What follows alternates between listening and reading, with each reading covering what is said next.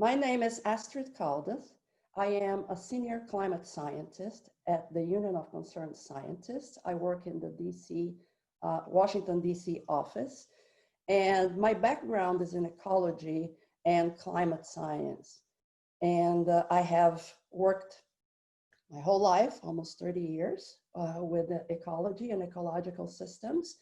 And climate change became such a big issue that I started really getting interested in it and started working with climate change, and here I am.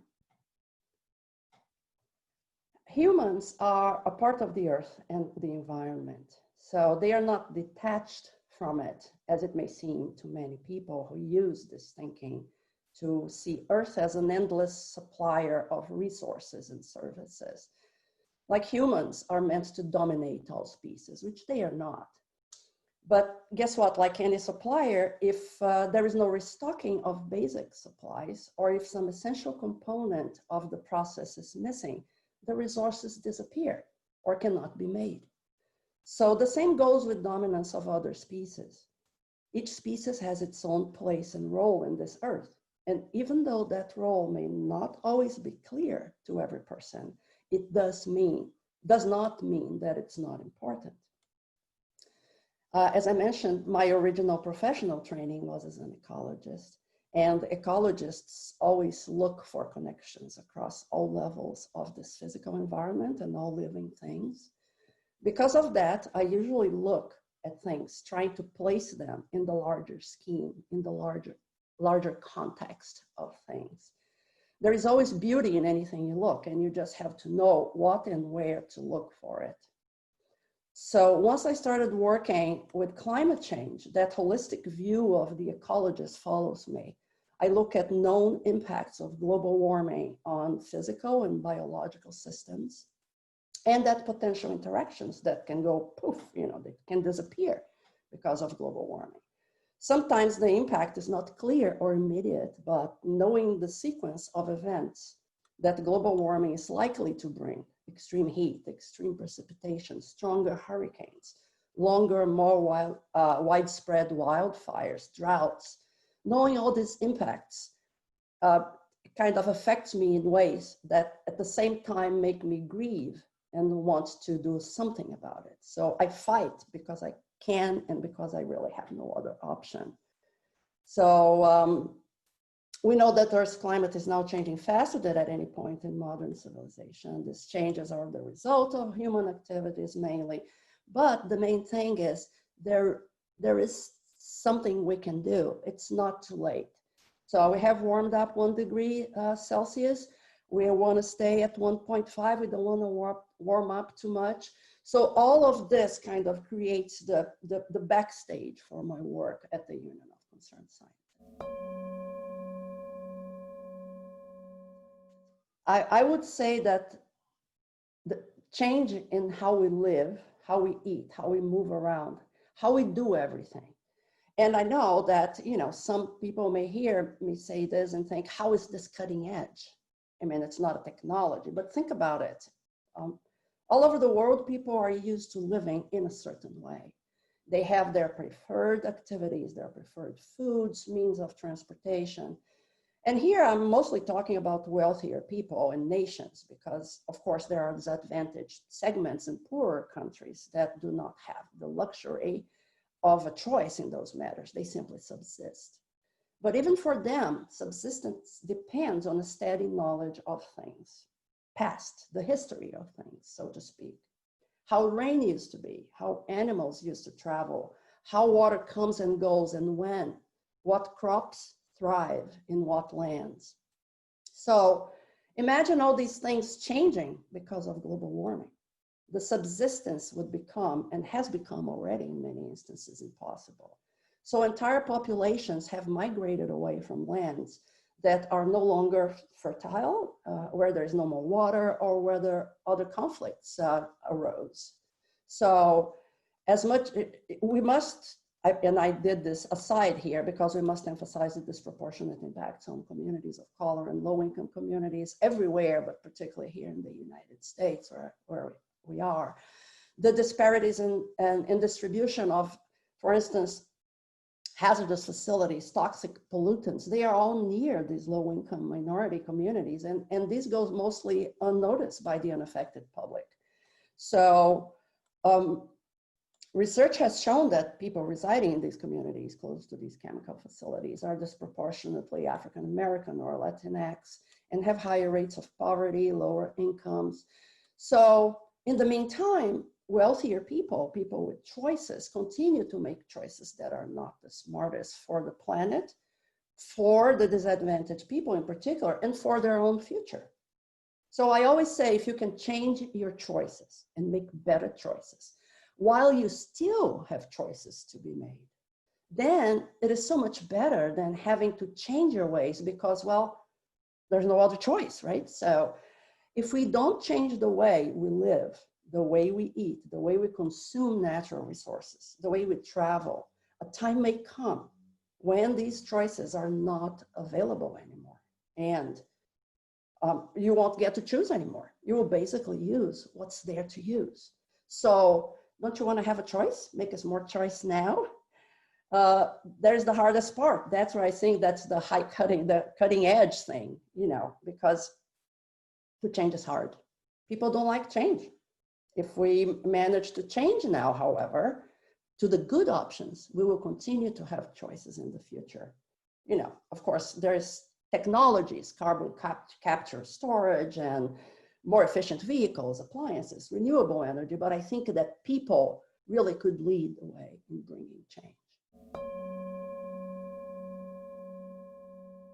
I think that we need global action at the government level for our countries, but particularly for ours.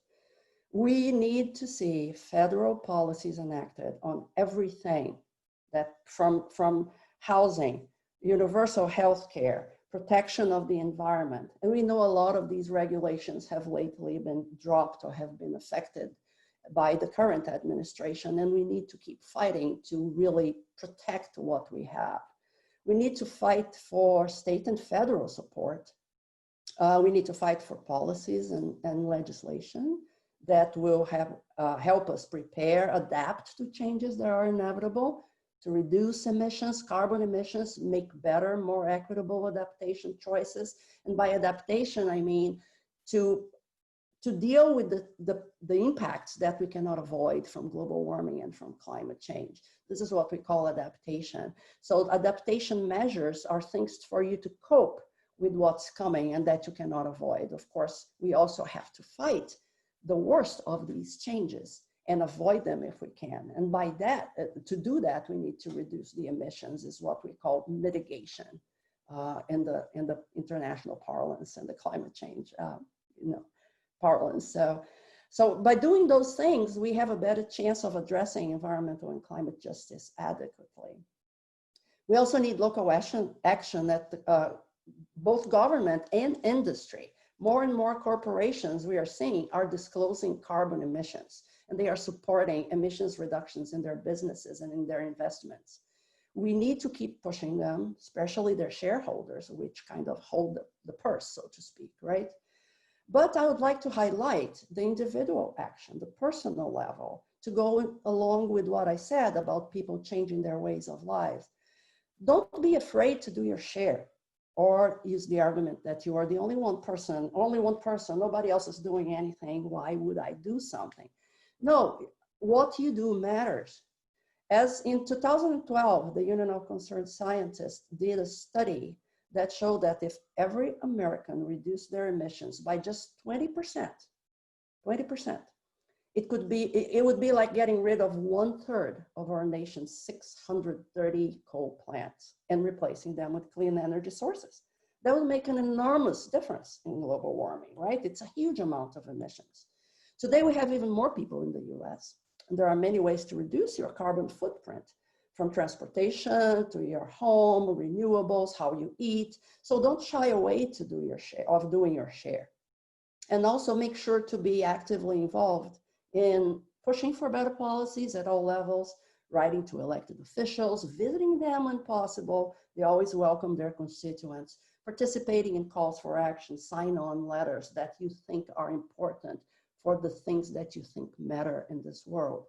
And I will always say elected officials respond to their constituents. There are many ways that people have power. This is one of them, so let's use it.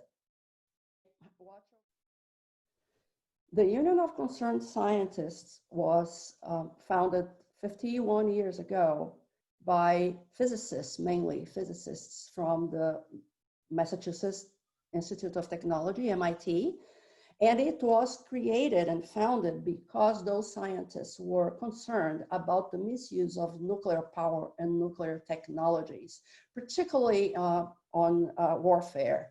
So they held a strike, they held conversations, they held lectures to kind of bring the issue to the fore and try to protect, at that point, protect the Earth, protect humanity against those threats of nuclear power. And since then, that was in 1969, since then we have evolved to really work with all things that matter for healthy and clean and good working environment. So we work with climate change, we work with energy, we work with clean transportation, we work with food and agriculture, we work with protecting democracy and protecting integrity in science. So we kind of really cover all fronts. My name is Ejfa Caldas. I am a senior climate scientist at the Union of Concerned Scientists, and I work with climate change impacts. And the most important thing for me is for people to change their ways of life so that we can reduce the threat of climate change and reduce the impacts that climate change will have on the Earth. We know that global warming and climate change can affect not only the environment, but our lives and the way we live. So I think it's very important that people start thinking about how they travel, how they eat, how they live their lives, how they use energy, how they use transportation. And I think that this kind of propels me forward. This kind of keeps me going in my work, because I really believe that we can come together and do something about climate change. And I think we will win this fight. For us who work with climate change and climate change impacts, one of the most important things is to go to the communities, and not only the policymakers, but to go to the communities who are going to feel most of these impacts and worst. So when we go to these places, we cannot help but feel this grief that we are telling people what may happen to their homes, what may happen to their livelihoods, fisheries. On the eastern shore of Maryland, lots of fishermen are losing their livelihoods. They are losing their homes because of sea level rise. So this is what we call climate grief. And we have started talking a lot more about that lately at work within my team who does this work of talking with communities. And we have found that having compassion and empathy really, really helps us understand their point of view, understand their struggle, but at the same time helps them prepare better. And we think that this is very important. Watch over the Earth, protect it, because it's your only home. Just like your home, keep it clean, keep it tidy, keep it working, but mainly just keep it.